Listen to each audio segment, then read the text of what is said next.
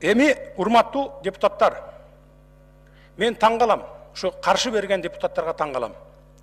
Бүгүнкү күнгө чейин 15 жылдан бери карай 260 тонна алтынды кумтөрдөн ташып кетип, бизге 1 тонна 400 килограмм алтын калтырыптыр. Мына кыргыз элинин пайдасы депчи.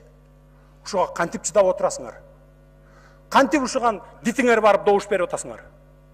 Андан сырткары 77 тонна күмүш алып кетиптир. 1 килограммы биздин Кыргызстанга калбаптыр пайдасы.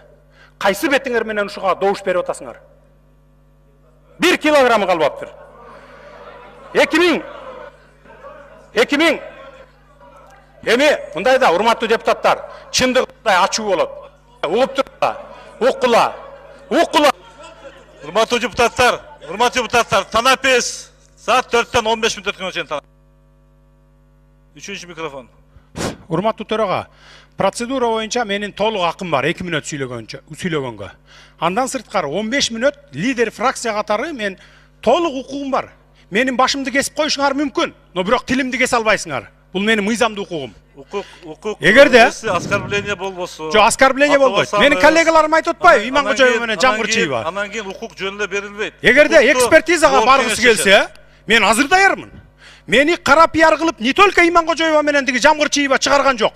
Бүтүндөй бийлик бутактары, бүтүндөй массалык маалымат каражаттары чыгарды. Жүргүлө, мен азыр барганга даярмын. Бул бир. Экинчиден, Ирина Карамушкинага эгерде кыргыз мамлекетинин тагдыры баары бир болсо, мага баары бир эмес. Мен эртеңки кыргыз мамлекетинин келечегин ойлонуп атам. Ошон үчүн, урматтуу Асылбек Шарипович, сиз калыс алып барыңыз. Менин мыйзамдуу укугумду эч кимдин тебелегенге, президенттин дагы, премьер-министрдин дагы, спикердин дагы эч кандай акысы жок.